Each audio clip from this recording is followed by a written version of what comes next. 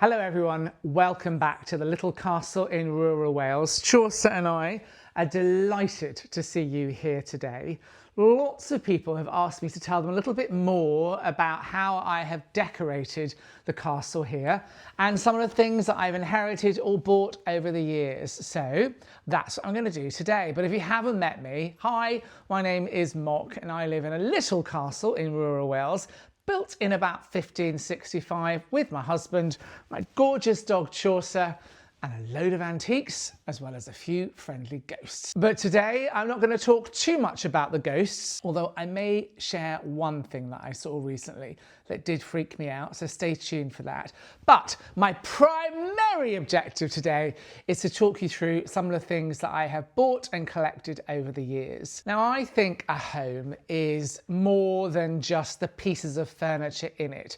Those pieces of furniture tell a history about who you are. They say what you stand for. They say where you've come from. I've got things in this castle that were owned by kings of England, and I've got things in the castle that were owned by my Irish farming grandmother. They all come together to say a little bit around what I hold to be important and what made me the person I am today. A home is not just an interior designed pitch. It's not just a turnkey solution. For me, a home is a collection of many different afternoons spent trawling through antique shops or country fairs or boot shops or wherever you go to look for your inspiration. It's about that holiday that you took at the seaside when you were 15 years old with your parents, and there's a stone that you painted that you still have. It's about a piece of art that you saw in a museum and then found a print of and thought, I really want that in my home. Or it's a print that your mother bought many years ago at Kenwood House and you inherited and put up on the wall of your little castle in rural Wales. It's all of those things. I'd love to know what you think makes a home. It's more than just the furniture. It's the history of the people who live in it. And for me, I would never buy an off-the-peg design solution. I love moving furniture around. I love placing things in one room 1 year or 1 month and then moving them and trying them somewhere else. And as we've been developing our holiday let in the stables, I keep going to some of the sheds around the property, pulling out a chair, finding a table and saying, that might work, as well as buying lots of lovely new pieces as well. So here we are together in what we call the Great Hall. Now this is probably the oldest part of the little castle. Originally, this would have been a barn in about 1565. That's the first record of this dwelling being here. A barn.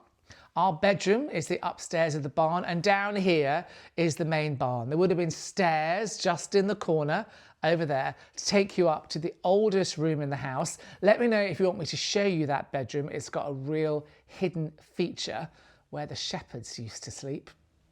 And this room, although it's about 1500s, the beams are actually from 1421. So there's two options there. One, that this house or some sort of structure was here in the 1400s, or it was recycling in its earliest form and they simply took some beams from a previous dwelling and decided to use them to create this barn here. Now, I've been researching a lot of the history of this building. It's been fascinating over the years how it went from a barn to store cherries, to a gentleman's residence, to a home for minor gentry, to be poshed up by a grand Edwardian lady, to be the home of my husband and I and Chaucer in the 21st century. Now, let me know if you'd like me to do a couple of episodes about the history of this house. I'm not sure if that will be interesting. I find it really interesting. I found out more about Gladys, who's the ghost that walks up and down this room and is buried under the cherry tree outside. I found out more about her husband, Herbert, and her entire family. I've even been in contact with some of her great nephews and nieces who live in Australia. So let me know, do you want to know about the history of this house? And would you like 1 or 2 or more episodes? Let me know. But I said I was going to show you some furniture. So let's have a look at some of the items that I've collected. Now, I've talked in the past about how much I've been inspired by Cecil Beaton, but I haven't talked too much about his friend or frenemy, Oliver Messel, who lived opposite him in Pelham Place in South Kensington in London. Oliver was also an interior designer. He designed sets, he designed costumes, and he designed and reimagined a beautiful building called Flaxley Abbey. And a couple of years ago, a lot of his items from Flaxley Abbey were up for sale in a gorgeous antiques house called Druitt. I'll leave a link below so you can see the catalogue and some of the items that were for sale. And I was very fortunate that I managed to buy a couple of the pieces. I find the whole aesthetic of Oliver Messel so beautiful and so inspiring. He and Cecil Beaton's work are really part of the inspiration for my interior design here. So it really is quite magical, if I'm honest, to know that I have a couple of pieces that were in his home, that he placed in the home of some of his clients. And I hope there's a little bit of his energy that's come to the castle with me. I mean, it's extraordinary. These bird cages were incredibly popular in the early 20th century when Oliver and Cecil were running around London and the countryside as a member of a group called the Bright Young Things, young aristocrats or upper middle class people that ran around for weekend parties and fast moving cars. And every respectable home would have had one of these in it. And this actually was in Oliver's home in 17 Pelham Place, South Kensington, London, which is not far from my flat in Chelsea. And I walk past it and sometimes I look in at night and think, where did he have the bird cage? It's actually a light. If you look, you can see at the bottom there, it's a light. Now, you might think it's absolutely hideous. I think it's an absolute thing of beauty. And you'll see on the screen now, I'm just showing the listing for it. And I was absolutely delighted to be successful, to get it in the auction. Now, I paid a little bit more than I wanted for it, and it was in an absolute disgrace. It was so dirty. Look at that bird, desperately trying to get away. It was in such a terrible state when I bought it that I spent many hours with a toothbrush making it clean and making it presentable. I haven't decided whether or not I'm actually going to re-electrify it. What do you think? It currently sits just above a sideboard that I inherited from my late parents in the corner of the Great Hall. But do you think I should re-electrify it? Do you think it would be fun to have that up and lit at night? Or that would mean replacing some of the elements and the filaments that Oliver put in himself. And maybe I'm a bit superstitious, maybe I'm a bit too sentimental, but I like the fact that he chose how to electrify this, and I don't think it needs any improvement. But let me know. If I'm wrong, I'll definitely take your advice. So that is the bird cage. Now let me show you something out there in the small hall, which I think is rather marvellous. So come along, let's go for a wander. I need to take you next door, but you'll see that I put the bird cage back. I think it looks rather nice there.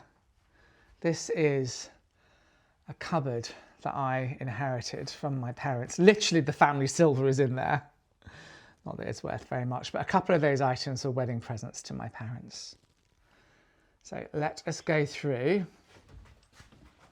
This is very traditional in Ireland. When you get married, you have these plaques made, or they're given to you. So that is my family name on the left and my husband's family name on the right. My parents had this as well, and it really meant a lot to me when my cousin gave us this for a wedding present. Honestly, it meant the world.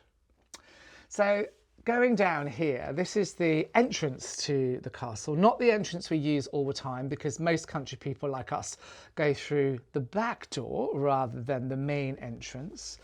And actually behind that curtain there is the original entrance. But this is another piece of Oliver Messel glory.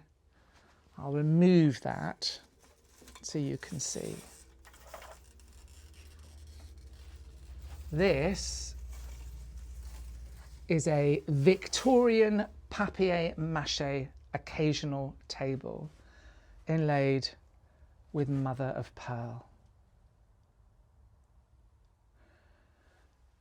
And this was originally at Oliver's home, Nylands, and I'm going to put a link below to a video that I made there last year where I had a wander around and took you inside. So do take the time to look at that magical National Trust property. And he took some of the items from his ancestral home and he would put them in his client's home, and this is one item that he used, this gorgeous, gorgeous inlaid papier-mâché and mother-of-pearl table.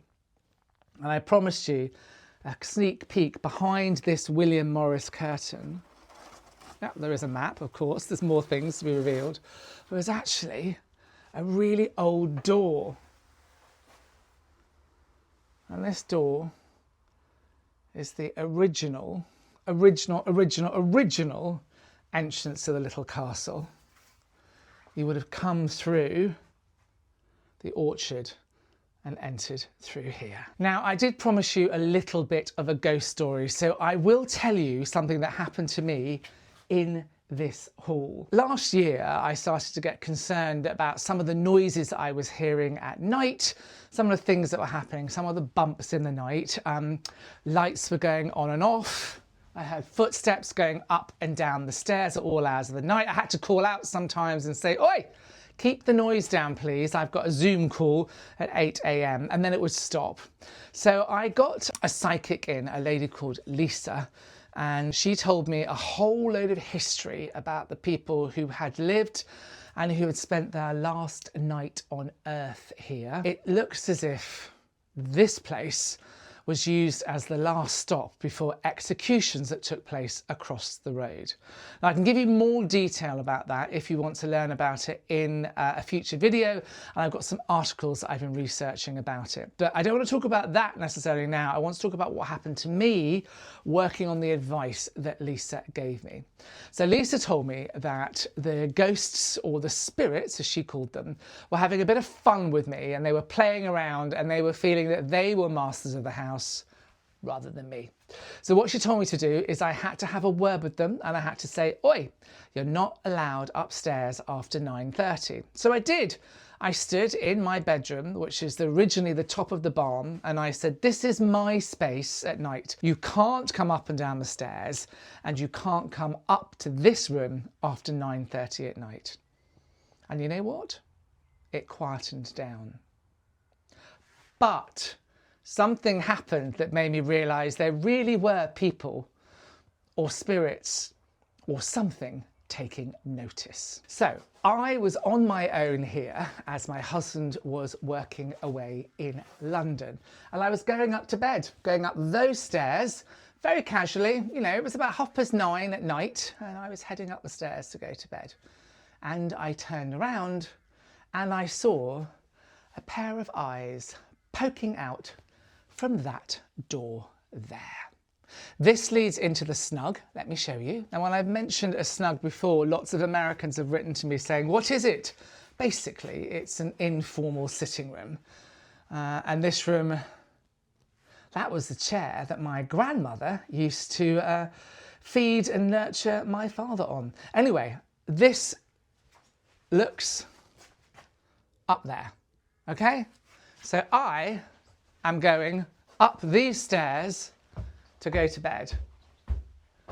I turn around, look down there, and there's a pair of eyes looking at me through a chink in the door. I mean, I didn't really know what to make of it. In fact, I didn't make very much of it. I just carried on going up to bed. I didn't come down and close the door, which I'm going to do now. And I haven't seen the eyes since. However, I did have an experience a couple of weeks ago where one of the chairs flew across the floor in that room. We have been having some work done. We've got new radiators put into the little castle here. These things take years, many years of work. And one of the builders had moved the chair that I showed you, my grandmother's chair. So I moved it back, and you know what? The chair suddenly hurtled across the floor, giving Chaucer and I the shock of our life, and the leg broke. I know that something's going on in that snug, and my understanding is that Gladys, who's the ghost that my neighbours have seen walking up and down this room, actually died in that snug in 1997. And I wonder if she was telling me, A, don't move the furniture, or B, don't put radiator covers in, or C, you've been away all week and now you're home, where do you think you've been? Anyway, it's quite a shocker. Again, I'm not frightened. I don't think it's a bad force in the house, but definitely some bumps in the night. Oh, that's something I want to show you. That is one of my favourite pieces here. I think originally there would have been some sort of art, maybe something quite, I don't know, quite simple above the fireplace. And I love this piece of work. It's by Chaucer and Percy. It's called Magical Reality, and it's a silk print limited edition based on kind of a Russian folklore design. I originally saw it in the Wallace collection in London, where he was inspired to paint this. And then I saw a limited edition of that painting, and I had saved up some money over a couple of months. I wasn't intending on spending it on a piece of art, but I couldn't resist it, and I think it's absolutely glorious. So I didn't think I was going to talk about ghosts that much, but actually I've got something else to show you, because over here you may have spotted, there. Do you spot that? There's a little place for pots and pans. So when this was originally where you would cook, and there's actually a bread oven behind there as well. But there's something very interesting on the wall there, some markings that I want to share with you. So as you move along from the fireplace, you'll see what would have been, originally a kitchen accessory, somewhere to pop your pots and your pans, now to store some of my favourite books. But look up here, look at this. These are called witches' marks, and they were put there and along here as well. You can see the scrapings on the wall. They were there to stop evil spirits from coming down the chimney and coming into the room. Well, I think it's done the trick. I think they seem to stay in the snug. So I think it's time we stopped talking about ghosts and spirits for a moment, and I carried on showing you some of the items that I love in the Great Hall. And I want to share with you an architectural model that Oliver Messel used of Flaxley Abbey. He tried to set the mood and show his clients what he was trying to create there. And I saw this at auction. Again, I originally saw it a couple of years ago at an auction, and I didn't win it. My bid wasn't winning. I was doing so much work here that I couldn't match the price. And then a couple of years ago, it came up for sale again, and I just had to have it. Again, I've been saving a little bit. I put a little bit aside every month. And I was really fortunate that that day, for some reason, it was very early on in the auction. I don't think lots of people had logged on yet, and I got to keep this amazing model of Flaxley Abbey. For me, there's just something about knowing that Oliver Messel used this as part of his work. I mean, I have to say, I would adore to live in a house like this. And I think it goes quite beautifully in the window there, looking out onto the turret lawn. I know the grass needs to be cut, excuse me, and the paddock in the background.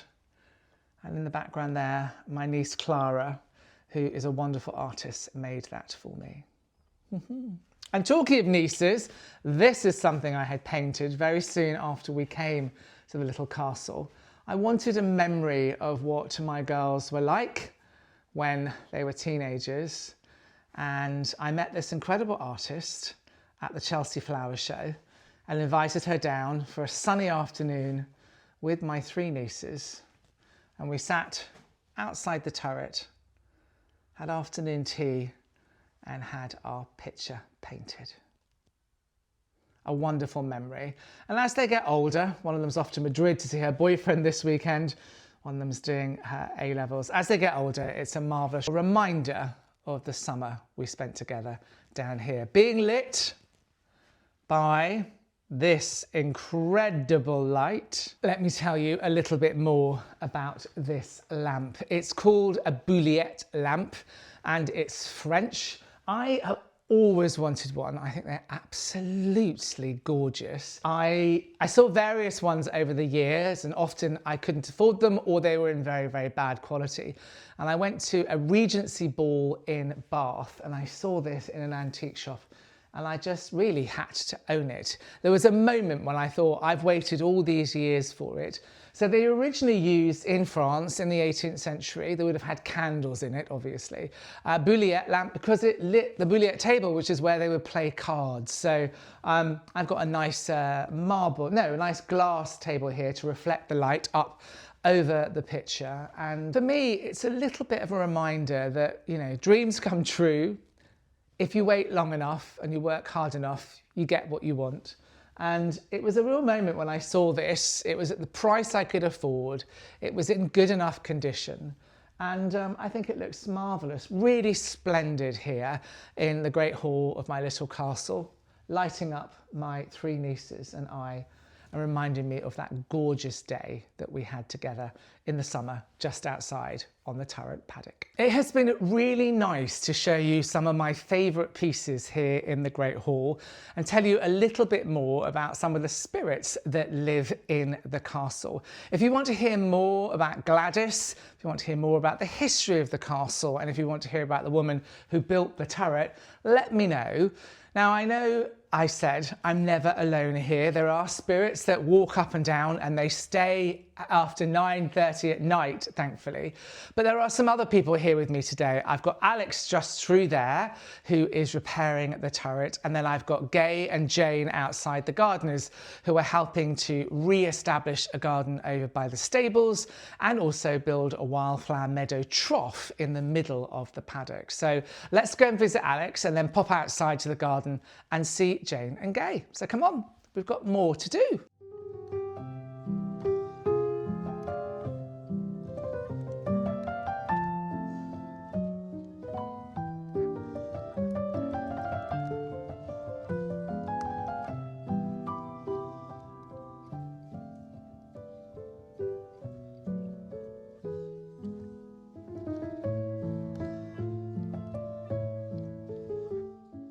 So Alex is doing his absolute best to make sure that the turret is all up and running beautifully. I know we're constantly going to have to renovate that, but never mind. Now, whilst I was there, I saw that the gardeners have arrived. So let's go and see what they're up to now. There's no way I could do all the work here on my own. So I often have people coming in to help, and two of my constant helpers are Gay and Jane. They're gardeners and they help me with the 2 acres here in my little castle in rural Wales. So let's go and see what they're up to today. I think Chaucer's found his friend. Have you got company? Where's he gone? There he is. Oh. Hello, hello. Oh, it's so nice to see you. It is so nice to see you, isn't it? Yes, yes, you are. Give me a wave. What are you doing here today? So I'm transplanting some of these box over under the wisteria, or by the wisteria, so that we can stop squirrels. Oh yeah, because the squirrels ate all of my bulbs, didn't they? They did, but they are looking good. They've come back and they're looking good, these are. So I'm just digging these up and then we can prepare these beds then for your cut flowers. Yeah, I'm going to have cut flowers for the cottage. Be nice. Cool. Lovely. We're going to go and see Gay in the paddock. Oh, look, you have a visitor.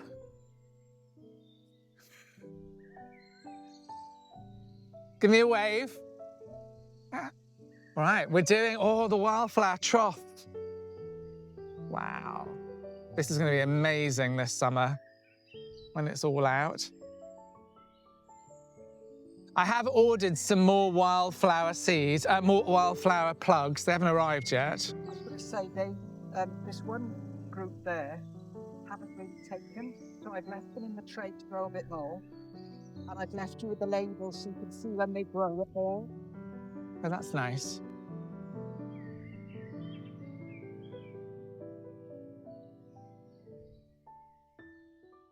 So lots happening in the turret, lots happening in the garden. There's always lots happening here, and I love that I can share it with you. So thank you very much for joining me today.